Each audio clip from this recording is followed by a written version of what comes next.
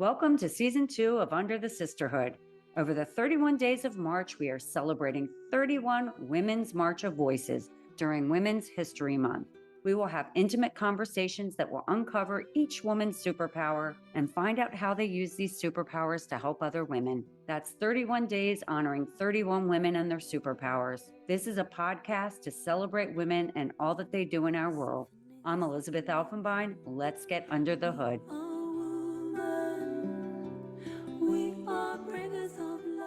Today, I'd like to welcome and honor Valerie Alexander.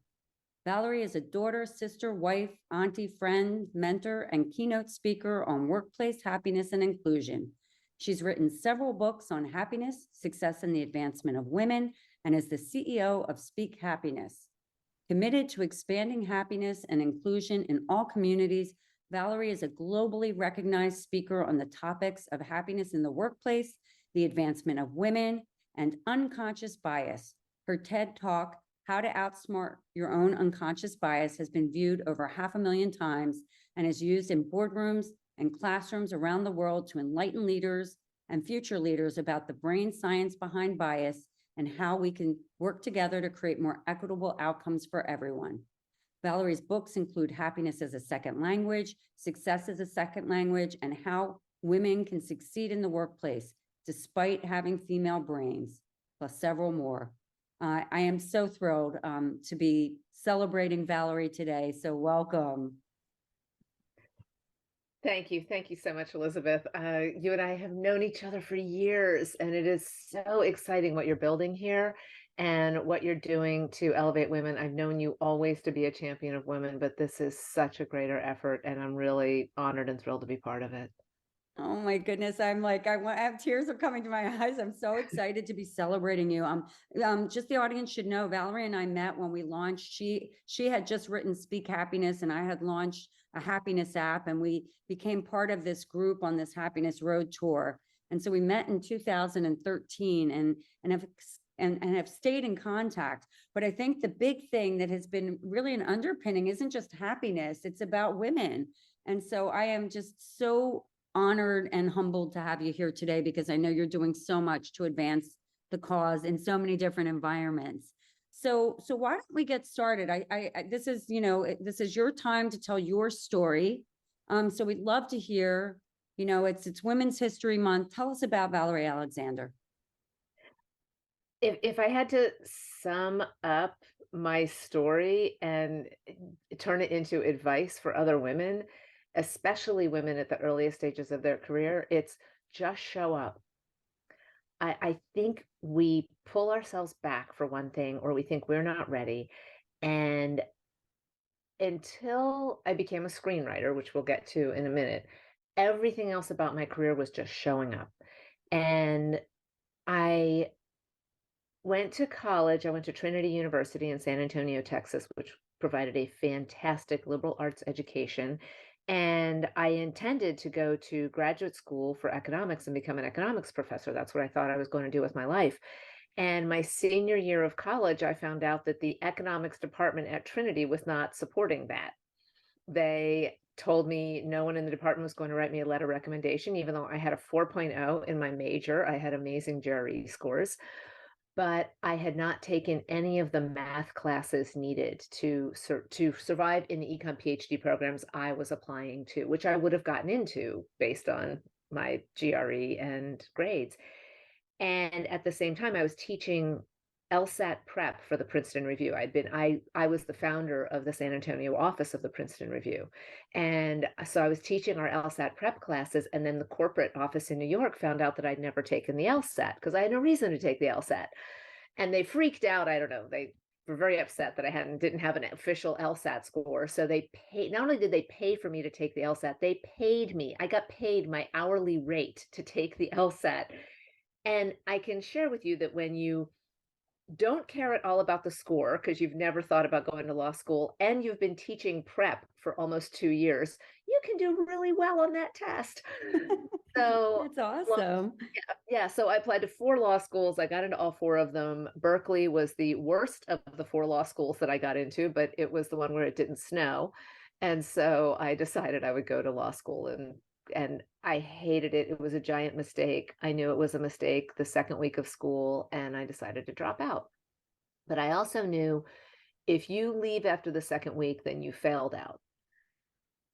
Finish that first year, do really well, because that will give you options. So I stayed in, I finished the first year, and then I stopped out, is what they call it. And I took a year off. I worked every job there is to work. I was a receptionist. I was a runway model. I was a wrangler at a horse ranch. I was still teaching Princeton Review. I was tutoring at a center for educationally handicapped kids. It was insane. I was just anything to pay my bills in Mm, the year out of school while I applied to econ PhD programs, because that's what I truly wanted. And now I had my law professors writing me letters of recommendation. And also, that first year of law school really taught me how to be a better student. And so I got into the Department of Agricultural and Resource Economics at Berkeley, which was environmental economics, which was my specialty. My specialty in law school was environmental law. I was a big tree hugger. And once I got into that department, the department came back to me and said, since you're already technically a law student still, we can admit someone else and you don't count in our budget if you want to go back to the law school. And I said, sure. I filled out like literally a one-page form that said my name and my student ID number, and I checked a box that said I'm coming back to law school. And I did that so that the department could admit more students for my PhD program. My PhD program was allowed to have 15 students every year, every class. And my class had 17 in it because another student and I both were cross admitted. And so that was amazing. I loved that experience doing my coursework for my PhD. I was in the process of starting to work on my dissertation, and I got a notice from the law school that said, hi, you've been a student here for 3 years and have never taken any classes. So I thought I'll just go finish my classwork at the law school and just finish that degree. And I wound up doing a summer working at a law firm in Chicago, a nightmare, horrible law firm. I won't name it, but it was awful. Like the associates there had a contest to see who could get to 3,000 hours the first in the year.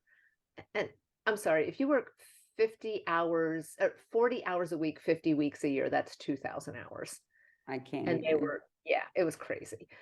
Everything about that place was awful, except I discovered practicing law, which I loved. I loved it. It was nothing like law school, nothing. And so I went back, I finished the law school classes.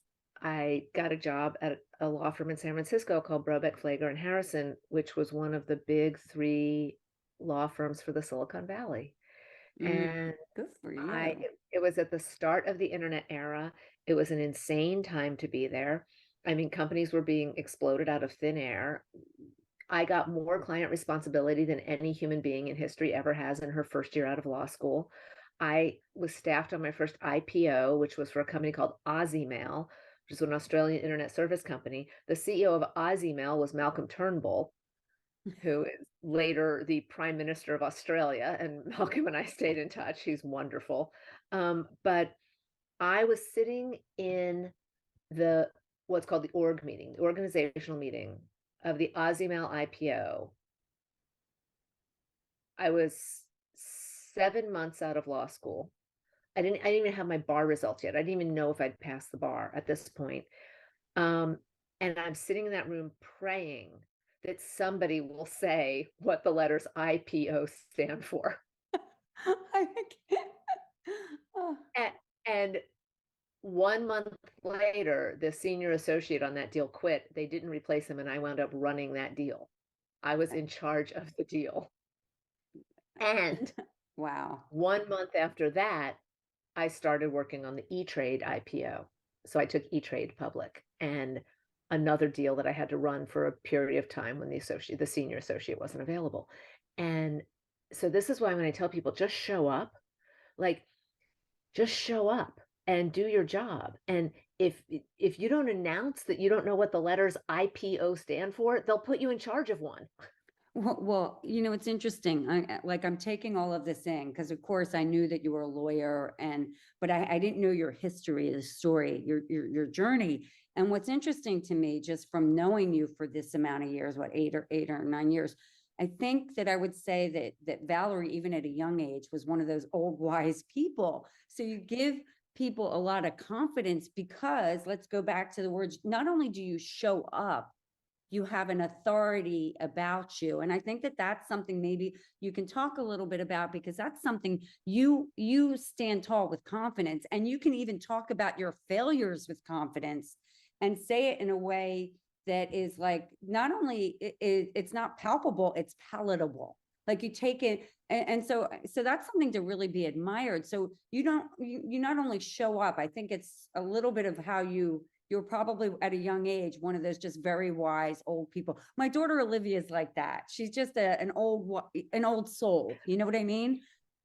But also that means you enabled her. I have to give an enormous amount of credit to my mother, who found herself in her early 30s with no education and two young girls to feed and house on her own, because the man who she was married to, my father, left. And she, again, talk about just showing up, and under far, far worse circumstances and much bigger challenges. And so I look at what she was able to do, and she never told us we couldn't do anything. She was the person who just absolutely supported everything, that like never questioned a decision I made. And I made some decisions, and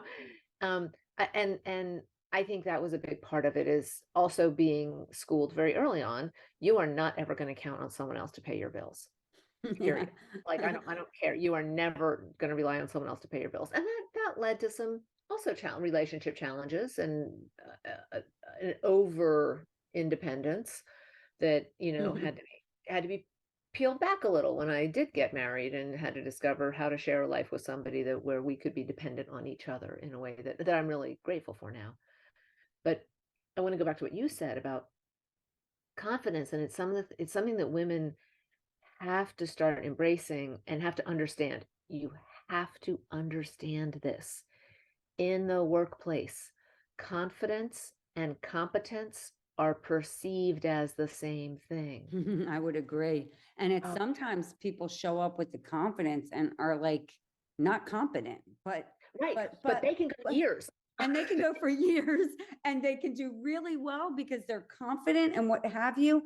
And sometimes they never get found out. They just Oh, never. continue to Yeah. thrive and be at the right place at the right time, with enough people who are busy enough not to see between the lines. So I think you're right about the workplace of confidence and competence. And I think it's interesting. I just want to touch on another interview I had, Elisa Hockman. She's a pretty renowned rumba flamenco guitarist and a great woman. And her whole thing, it's very simple in life, is about confidence and conviction, living that, teaching it. She teaches music, she lives it, and it's how you carry yourself, it's how you show up. So I think so I think going back to your comment about it's really about just showing up. And you know what? I also wonder, Valerie, I've been on this big sort of journey about not just showing up. I've always shown up, but really showing up as my best self now.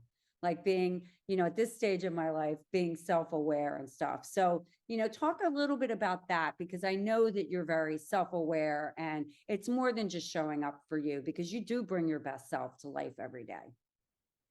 I I think the other thing is, we don't remind ourselves how much value we're bringing. In a lot of workplaces, the natural female leadership instincts, and I've done a tremendous amount of research on the brain science behind male and female instincts, male and female brain behavior. And I know people get really angry when you say that inherently our brains behave differently. They do. And now we have fMRIs, we have functional MRIs, we have all the evidence we need to know the male brain, the neurotypical cisgendered male brain behaves differently than the neurotypical cisgendered female brain. And I have the book is all about this. The How Women Can Succeed book is all about the evolutionary biology behind how our brains got to this point. But we have different, not just different survival instincts, we have different leadership instincts. And if you look at the famous quote by George Patton, which was "Lead me, follow me, or get out of the way," that's a very male leadership instinct. You're either in the front, you're behind, or you're in the way. The female leadership instinct is consensus building and inclusive communication. and eliminating risk. Male behavior instinct is seeking risk. And I put it in the most clear way for people to understand. Men put out fires and women prevent fires from starting in the first place. I like that metaphor. That's a good one. And society rewards the firefighter a lot more highly than they reward the fire inspector. Because the fire inspector, or actually, I almost feel like that's not even fair enough. The women who are preventing the fires from happening in the first place, it's just like what they're doing in the household. They do everything that they do it quietly, they do it with grace. And, Right. it's taken for granted, and it's not acknowledged, and it's not valued, because we just That's do it. yeah. We just show up. Back to your showing up. We just We show show up up and we show up every and do our day. job. And we focus And much more on the outcome than on the recognition. We want to make sure the job gets done. We don't care about the hierarchy. A woman will step out of her place in the hierarchy and do a job that is, I hate to say this, beneath her to get the job done. mm, And men are much less likely to do that. Women are 3 times as likely as men to be asked for a favor at work. And, a favor could be order the food for this meeting, or it could be, would you proofread this document for me? Or would you go mentor that new hire? And if a woman says no to that work favor, she's seen as not a team player. Whereas a man who probably isn't mm. getting asked for the favor in the first place, when he says no, it's perceived that he's too busy. And so we're held to different standards. We're judged by different leadership reward metrics. No, we're judged by leadership reward metrics that naturally favor male behavior, whether it gets to the best outcome or not, which is a big problem for major corporations.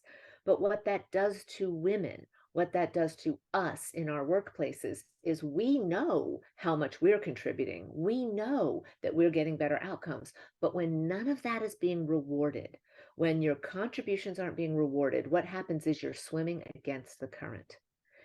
And when you are swimming against the current, you look over at the guy swimming in the current and you start thinking, well, damn, that guy's a good swimmer.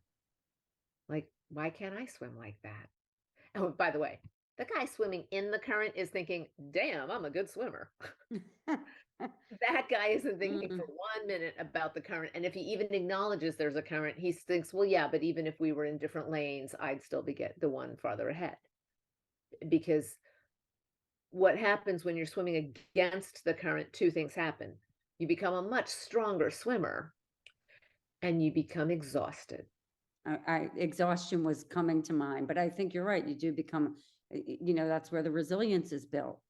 Yeah. But, and the strength, the power of the woman. But again, I think the tricky part with that, Valerie, is the fact that women just take it in, take it in. They were absorbers of the pain, Mhm. whereas men, men have, shields kind of in a way as it relates to what you're talking about. But, I have a question about this, because this is really interesting how, you're a tree and we're going off on this branch about this. I'm really curious. No, to understand. I love the smile. By the way, guys, Valerie has this amazing smile. She lights up the room.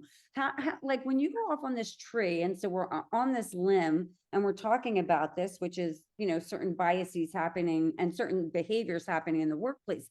What got you? So I want to step back a little and say, you've been on this journey, you went to law school, and you've been on an interesting journey from happiness to addressing issues in the workplace, which Right. are aligned to a degree, but there can be a paradigm there as well. So after I practiced law for about 2 years, the firm I was at was toxic. And interesting that they were so toxic that they were a 130-year-old firm. And then 6 years after I left, they imploded completely and went from 900 attorneys. They were the largest law firm in the state of California. They went from 900 attorneys to 0 in a period of 15 days because of how poorly managed and poorly run that law firm was. But I had left long before that, so it was not because of me. But I left to start a consulting firm. I to help early stage companies get their venture financing. I loved that. I loved working with the early stage startups. And I got kind of hired from that by an investment bank to come in and help launch their internet banking division. So I was an investment banker for 10 months I despise that. I'm going to say this right now publicly. Investment banking does not contribute anything to our economy. There's zero value add when investment bankers get involved. They rearrange the pieces of the pie and take 7% out.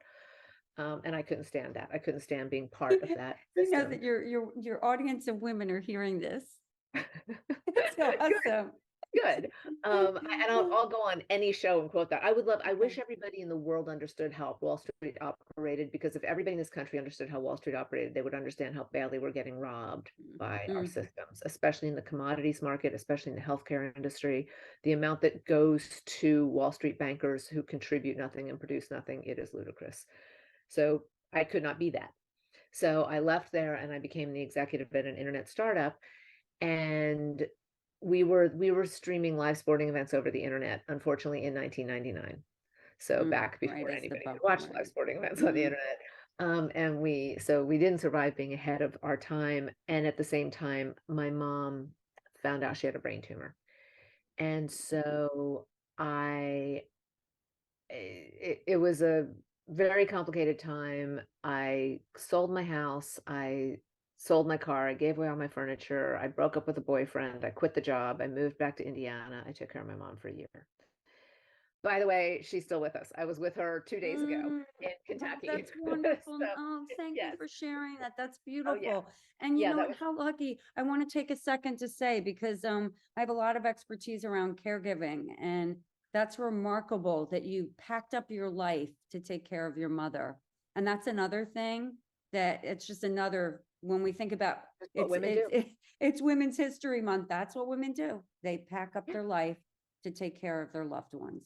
Yeah. And so I left the Silicon Valley behind. I moved back to Southern Indiana, which I'd sworn with God as my witness I was never going back to Indiana. And then there I was. I spent the year with my mom. We had a great year. She recovered 100%. And then it was time to get back to my life. So I left the Silicon Valley in 2000, and now it was 2001. And I guess in my absence, the whole place fell apart because the internet bubble burst and there was nothing to go back to. And so I had done well enough financially that I had some security, which was also the first time in my life I ever had that. I mean, I completely had paid for my own education. I, paid all my own bills.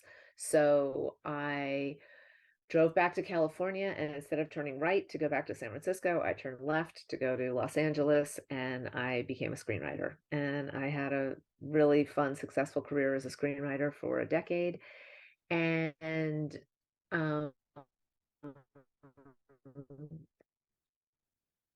the union that represents screenwriters, which is the Writers Guild of America, went on strike in 2007. And my career did not survive that strike.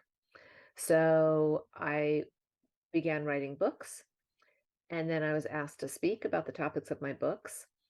And that's the happiness book. That's when you and I met. And then in 2011, the Los Angeles Film School asked me to give a talk on how women can succeed in Hollywood, which was the most hysterical irony, because at the time I was failing the most miserably I could have failed in Hollywood. A lot of women do that. I was also, right. Oh, believe me, I'm reading a book called Directed by James Barrows right now, which is about the career of a television director named James Barrows. And it is so depressing. It's really inspiring and educational, blah, blah, blah. But every person he talks about is a man. Every executive, every writer, every other director, everyone with any agency discussed in this book is a man. And there's just no acknowledgement on his part that none of this career you had would have happened if you were not a man. And it makes me crazy. I don't begrudge the people who have had successful careers. They worked hard. Yes, you worked hard, but you worked hard in a system that allowed you the failures, allowed you the chances, allowed you to be at the table, to, have those decision making. And I'm struggling to constantly have to remind people, you got this because your skin was white. You got this because you were man. You got this because you were born in America. Exactly. Yes, you worked hard, but you didn't have the obstacles that the other people had. and that's why they're not where you are. But that's a different soapbox. I did have a successful career as a screenwriter. I wrote for, my first project was for Joel Schumacher. My second project was for Catherine Zeta-Jones. I created a TV series for Ice Cube. It was really a fun thing to do for a while. And then when LA Film School asked me to give a talk on how women can succeed in Hollywood, I was so deep in the brain science that I was doing all the happiness work, and I was fascinated by evolutionary science, the way our brains function. It was right when the research was coming out about differences between male and female brains. Mm. And so I said, well, I want to talk about brain science. And they were like, sure, whatever, we don't care. Like, they weren't paying me. So I gave the talk, How Women Can Succeed in Hollywood Despite Having Female Brains. And that was so successful. And I was invited back again the following year to do it again. And then other people in the industry were in the audience. I was being invited more and more places. And then one day I got a phone call from somebody who said, hi, how much do you charge to speak at a conference? And I was like, charge? And that's when I started realizing, oh, people will pay me for this. And that was a decade ago. And it's so funny. I mean, just yesterday, I have a full-time assistant now to manage my speaking and that part of the company. And yesterday we had to turn down someone whose budget for their conference was only a certain amount. And I think about the fact that that amount is something that 10 years ago, I would have never even believed somebody would pay me that to speak. And now I'm saying no to somebody because that's all they can afford. And by the way, I do, just to not seem like a snob, I work with a variety of organizations at a variety of levels. A established tech company that has not put a bigger amount into their budget for their women's speaker for a women's event is not going to get that. The, nonprofit help, that I want to help out, they would. Yeah. So thank you for explaining that, because I know that about you, that you would look to the company that has not just an unmet need, but understanding. But when a company comes to you and sort of devalues what you're doing as a woman, yeah, you know what? Thank you. Yeah. It's good. Oh, Good. I'll share something else with you, Elizabeth, and I hope everyone who's listening today absorbs this completely, because it has worked hugely to my advantage in ways that I never anticipated when I started doing it. I did it out of self-preservation. If I quote you a price and you pay that price, that's it. That's the price we're agreed to. And if I underquoted, then that's on me. But if I quote you a price and you come back and you say that's not within our budget, will you do it for this other price? If it's for whatever reasons that's within something I would do, I will come back and say, yes, I will do it at that price, but there will be a clause in our speaker agreement that says that no male identifying speaker gets paid more than me for this event. And oh my Lord, first, most clients love that. Most of them say, no problem. Like, most of them say, you're the highest paid speaker we've ever had. Like, great. But I have twice had one organization, they came back and they said, we can't make that representation. And I said, okay, is the other speaker a celebrity? Because if it's Mark Cuban, of course he's going to get paid more than me. I get it. But no, the other speaker was also just a paid speaker. And I said, if you're not going to match me to his rate, I'm not speaking at your event. And they were like, okay, well, we can't do that. This is all that's left in our budget. And I said, then why don't you go back and ask him to discount his rate? And literally the dead silence. And then that we can't do that. I said, all right, then I'm not working with you. So I was happy to actually walk away from that one.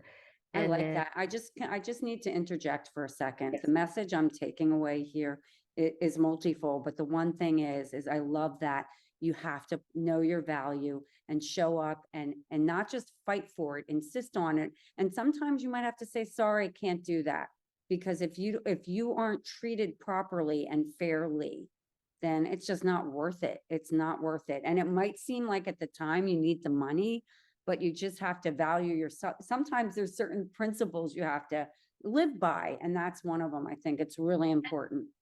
I'm going to share this also, Elizabeth. The worst I was ever treated by a conference organizer. I mean, the worst, most disrespectful treatment I ever got from a conference organizer was the least I've ever been paid to speak at a conference. I had discounted so much for them, and the way they treated me was, I couldn't, it was jarring how bad it was. And So I'm like, no oh, gratitude. Yeah. no gratitude. And the most I've ever been paid to speak this was a corporate event. It wasn't a conference. It was an in-house corporate event, and it was a number, again, even 5 years ago, I would have never imagined this amount. That's the one where I get off the plane and there's a person standing there in like a black hat and a little sign that says Ms. Alexander, and I was like, oh wow. Mm. Like, that's what happens when they think you're at that level, because you've told them you're at that level, and then they make sure you're taken care of. It's unbelievable, the difference. So actually, I want you to just, for just 1 or 2 minutes, just speak a little bit about that, because I think that's about showing up. I think the theme has been showing up, and I think that that's understanding your value, but I think back to the confidence word, so I'd love for you to explain that a little more to women, because I think this is an interesting, I mean, it's sort of like the power of negotiation in a way, right? What I say it's for me, when I talk about knowing my value, I know a lot of keynote speakers they'll quote a number, and then someone will say, wow, you expect to get paid that for an hour? And their response is, no, I expect to get paid that for the 20 years of research and knowledge it took for me to be able to deliver that hour. And I'm like, no, that's still getting paid for your time. My response, I almost never have anybody actually ask why I'm quoting the price I'm quoting at this point. But every once in a while, someone will say, wow, that's what you get for an hour. And my response is, if there's 250 people in that audience, and I'm giving them knowledge that is going to help them retain a top performer in the next year, make every one of them, 250 managers in the audience, and they're going to retain a top performer, or they're going to reduce their absenteeism by 11% based on what I'm sharing with I them. love it. Yeah. I like Mm. that. They're getting the biggest bargain they've ever gotten. That I provide so much more value, tangible monetary value at the end of the day with what I share with the people that I'm speaking to, that the company that's bringing me in is getting a bargain. If it was twice the price, because I like that. That's a great way to think about it. I think that's awesome. if you think about the value you're providing every day, you never question what you're getting paid for it, because you don't allow anybody else to either. I know that I'm going to show up. I know that I'm going to deliver. I know they're going to have an event that their people are speaking about the following year. And if I'm not the right match, if I'm not a good fit for that, I have actually had organizations where, especially now, especially in the unconscious bias work, I have companies or potential clients reach out to me and they say, hey, we really want to bring someone in for unconscious bias. And my first response is, where are you in your inclusion journey? Because I am not your first step. I can't be. If when you're ready for hard conversations around eliminating bias, around changing your performance metrics, around examining your culture, I am happy to join you. If you are trying to check a box right now by bringing in an unconscious bias speaker, not I wouldn't do it for, twice the price, because it's going to be a disaster for you, and it's going to have worse outcomes. And I have guidelines. It's like, here's how to start your journey. Here's how to start your journey. Here's how to start your conversation. Start your conversation with some listening sessions. I will give you some guidance on how to be good listeners, on how to actively listen, how to listen without defensiveness. And I'll do that just for free. I mean, I'll do that in conversations with the C-suite and with the senior management to say, here's why your people aren't talking to you. There's a great book about parenting called, well, first off, the best book ever about parenting is Parenting as a Second Language, written by Elizabeth Stitt, which I published. But there's another good book about parenting called Talk so your kids will listen, and listen so your kids will talk. That's really interesting. Corporate leaders keep focusing on how can we communicate so that our people will listen. And I'm always saying, why don't you learn how to listen so your people will communicate? Because if corporate leaders listened better, then so many other problems would go away. And so I can't be the first step in your inclusion journey. I can't be we put all this effort into diversity. We are hiring from all these different sources, and we've got all these money and resources that we put into hiring more people, and they're here for a year and they quit. So how is that our fault? I'm like, that is 100% your fault. You're putting your resources into the wrong thing. You have a non-inclusive culture. So here's how you create an inclusive culture. And when you are ready to take those steps, bring me in and I'll help you work on your bias in your hiring, your bias in your advancement, your bias in the treatment of people. Um, but yeah, I'm more when you very first start out in any kind of speaking or consulting or any kind of thing, and this probably from building this platform, it's really hard not to try to be all things to all people, especially when people want to give you money. It took me a long time to say no to coaching. I have people reach out to me a lot and they're like, "Oh, I really need a happiness coach." And I did it for a while and it's like, nope, I'm not trained for it. There are remarkable coaches out there. They're very highly trained. I highly recommend them. But that's not my offering. And having to say that's not my offering is also something we have to learn how to do, to just sit in the knowledge that what you are providing has value, and then don't apologize for the value you expect to receive in return. I love it. I love it. I mean, so it's interesting.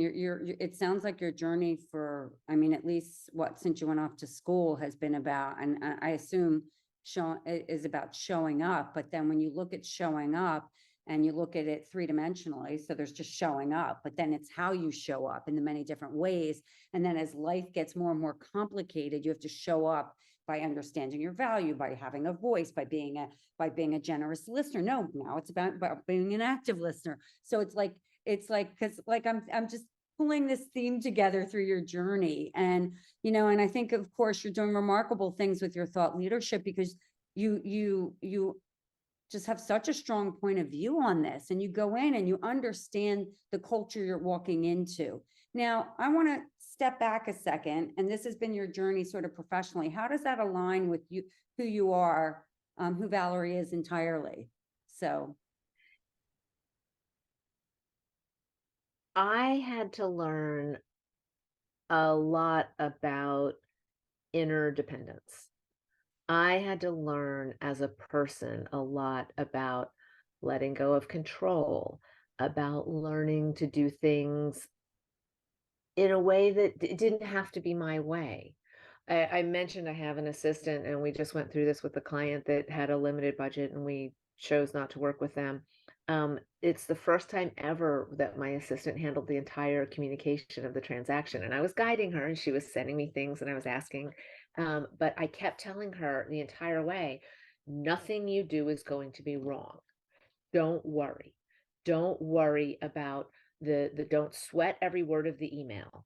You handle this communication, because I know that there's going to be a point where I need to turn these things over to her. And she's been with me for a year and a half, and I have gradually turned more and more and more and more things over to her. She had the full and complete contact with a client that I was actually, they came back to me, and it was a prestigious opportunity for a organization that I knew that their budget was limited. And so I came back and I said I would do it as a volunteer. If they covered my travel, I would do it as a volunteer, for first off because the opportunity is good for me, but also because it's something I believe in. And she was handling all of the interaction, and their leadership went back to her and said, "What does she usually get paid?" And she told them what my typical rate for an appearance like this is, and they came back and said, "We can do that." And mm, And she I managed the whole thing. You let She go managed the and you let her, whole and thing. that's like paying valued, making your employee, who happens to be another woman, feel valued and valuable by giving her that authorship, if you will, that opportunity. So that's a great story. Thank you for sharing that. Oh, well, and I gave her a big bonus out of Mm, that amount because mm. she earned it. And as a leader, also not as a leader, as a manager in this particular relationship, I needed to learn what her I don't want to say limitations because that's not the right word for it. Um, Comfort levels? that's a great word. That is Because I perfect word. think I think you're what she would feel comfortable doing in this Yes. capacity. And Yeah. I'm never gonna throw her in over her head. I'm never gonna throw her to the wolves, but also she is a person who, as a person, has anxiety. And a lot of her anxiety is, I don't know whether it causes the perfectionism or it's the result of the perfectionism.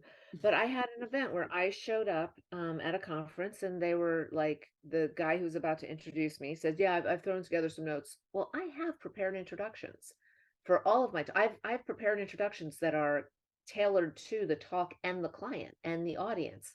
And we had sent it. And so I said, "Oh, no, I would prefer you use my prepared introduction." And nobody at the conference had it.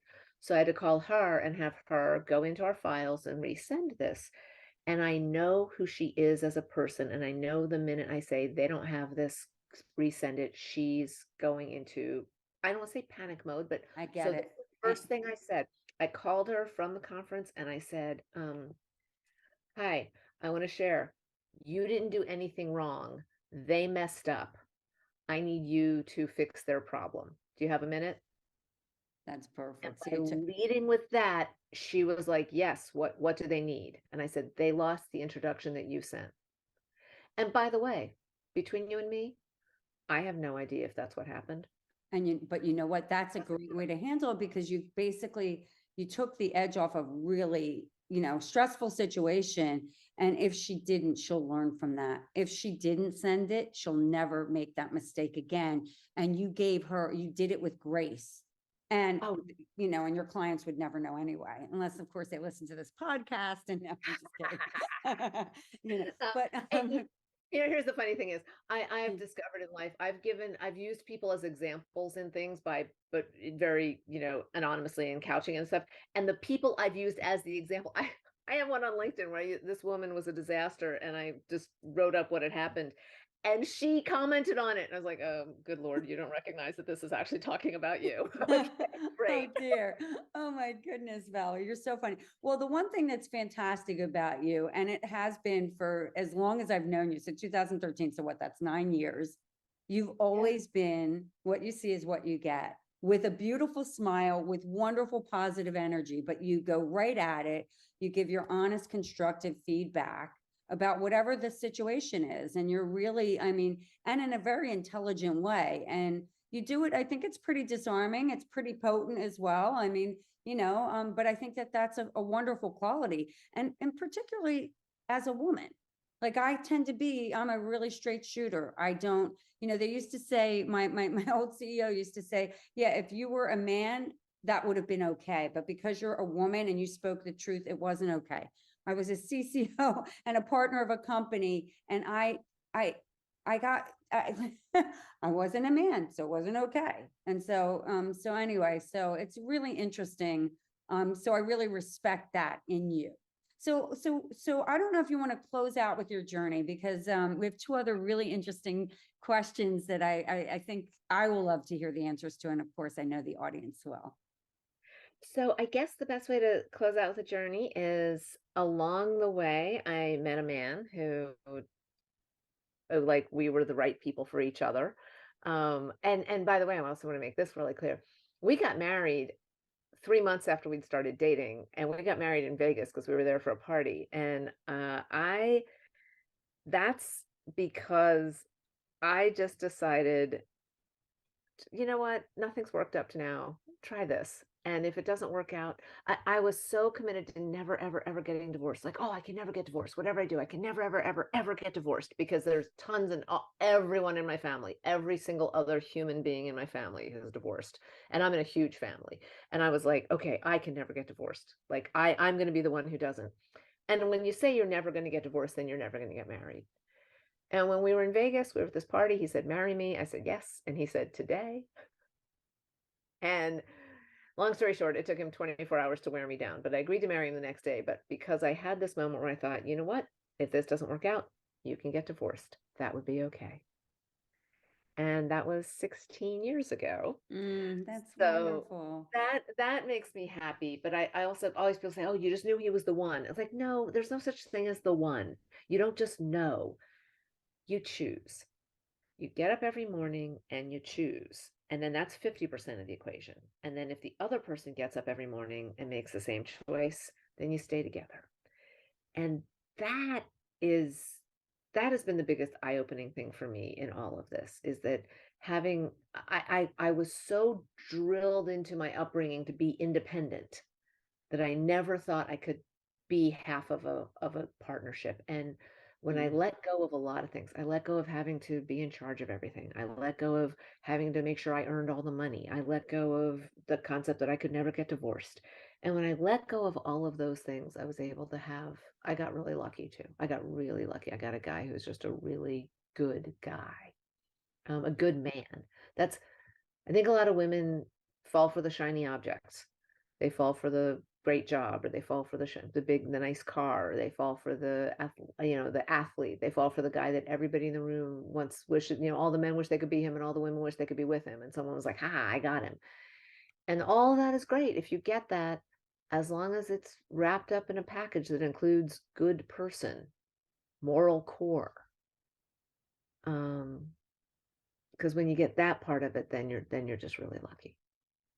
Well, that's beautiful. And I'm so happy to hear that. That's just so wonderful. So 9 years ago, you would have been 7 years married. So, yeah, so this next question, which is so up your alley, which is to share with the world and with women, what are your superpowers, Valerie? And I say plural because I know you have many. Here's my main superpower, and my husband makes fun of me for this because he'll say, oh, you're giving more unsolicited advice, but he is backed off of that because I'm not making this up, and I'm not exaggerating it. Whatever somebody's biggest challenge is, I know right away what the fix is, whether it's in their personal life, whether it's I'm going to give you one example that's happening right now because I just found out about it this morning. A very good friend of mine was at a restaurant, and they had installed their own handicap ramp inappropriately, and she tripped on it and broke her arm really, really badly. And she had and she was not financially, she had an hourly job. It caused her to miss some of her job. And the restaurant told her it was her fault, and her mother told her it was because she was so clumsy. And I told her, get an effing lawyer. And I found out this morning the largest personal injury law firm in her state, with the most prestigious attorney at that firm, took her case because she has such a good case. And it's the tiniest example of it, but I'm in a women's CEO group, and women will bring their challenges to our group, and I just have this incredible innate ability. By the way, there's a great line, and this is true. I think most women probably feel this way. If I followed all my own advice, I'd be in such a bad position right now. I am the most amazing advice giver to other people. I just don't always follow it. I just don't always hear it. I don't always listen to it. But I have put a lot of people in a lot of really good situations because they say what's going on with them, and I say, here's what you need to do. Here's who you need to talk to.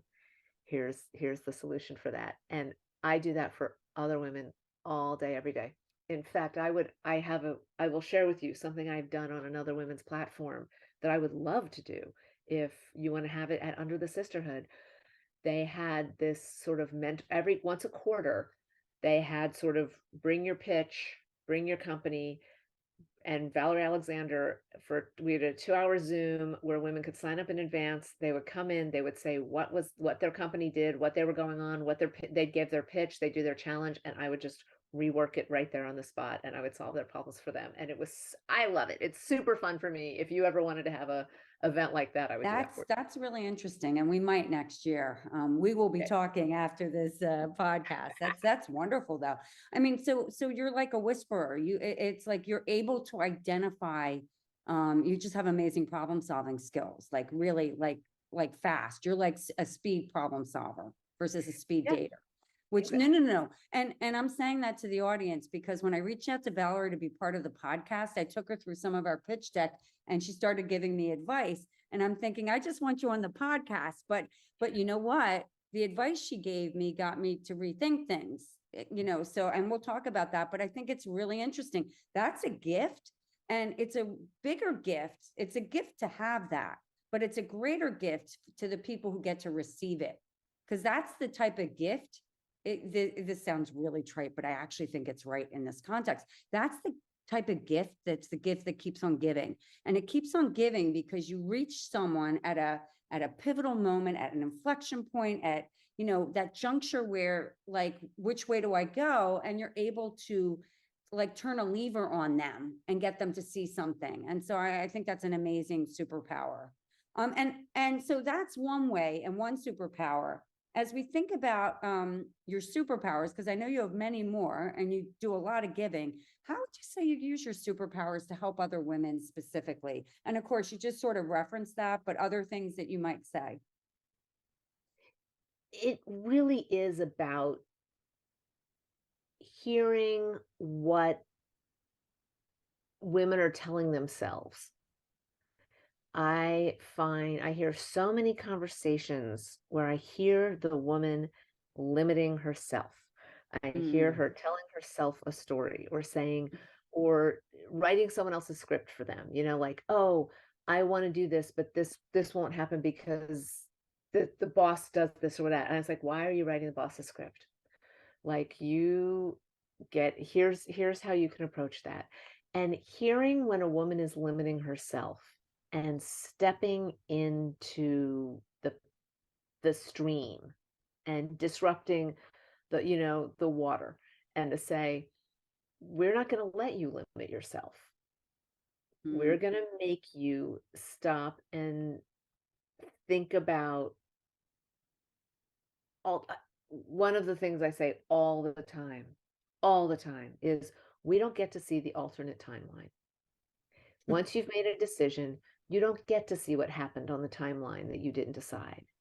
And one of the things we do to ourselves is we create all this regret because on the timeline that you didn't decide, everything was perfect.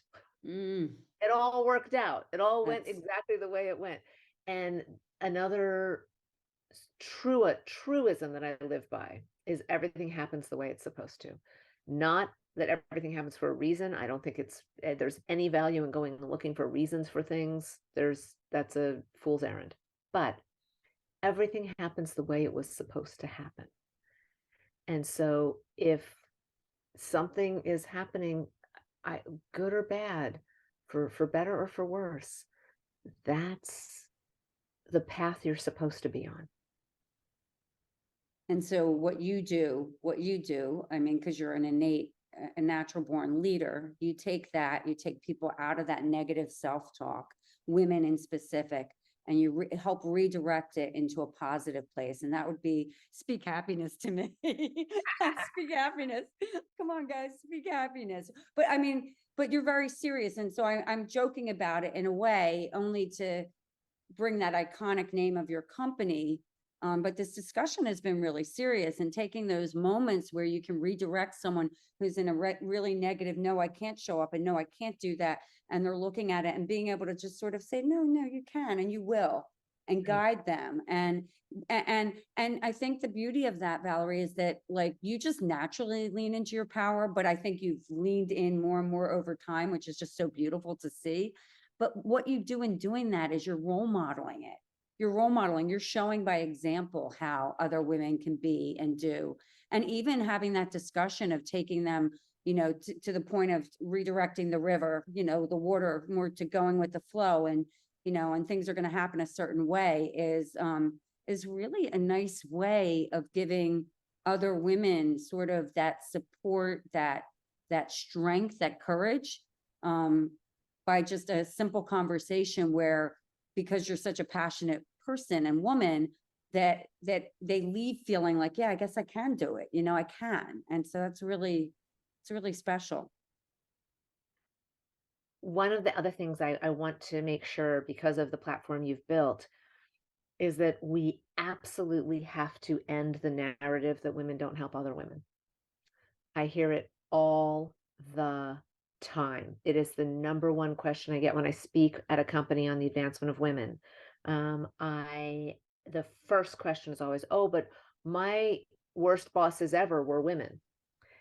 And one of the first responses I have is, "So if your boss was a man and behaved exactly the same way she did, would you think she was the worst boss ever?" We hold women to different standards among each other.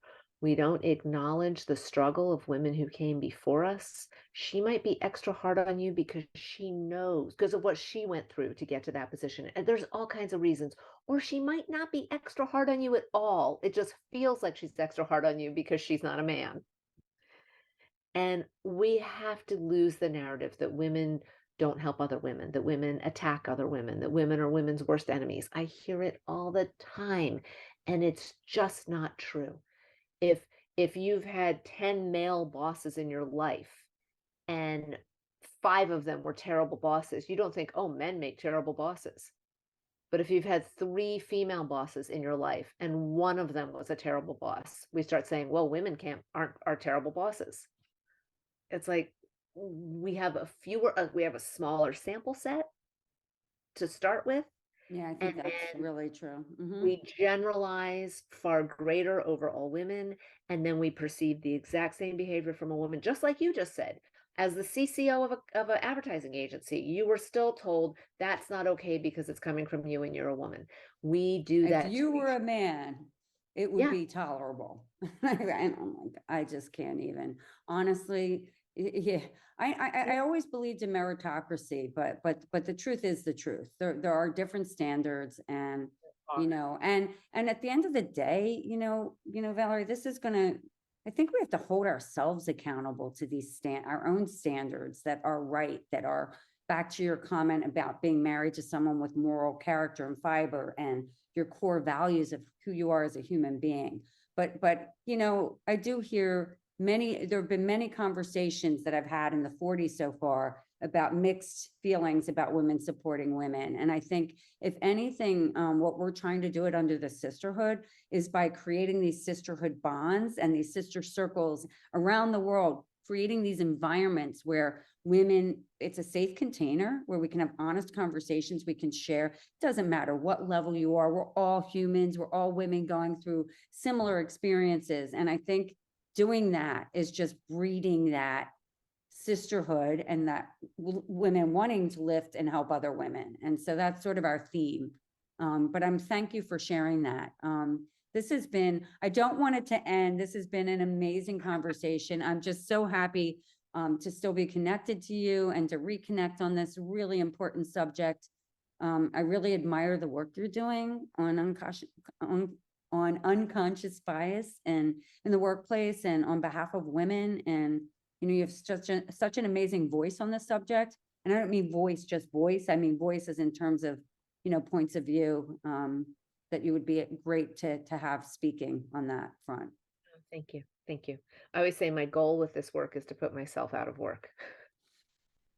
I'll be very happy on the day that we don't need to talk about advancing women and unconscious bias, because it's all just, like you said, merit-based.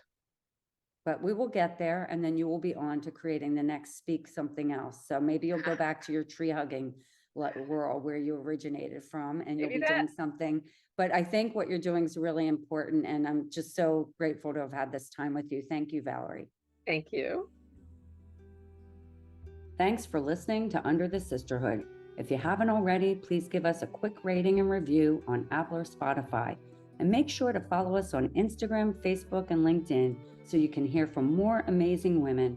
This podcast is created and hosted by Under the Sisterhood LLC and Elizabeth Elfenbein, produced by Elizabeth Elfenbein and Zach Slaff, and edited by Zach Slaff. The music is by Ayla Schaefer, her song, Rose.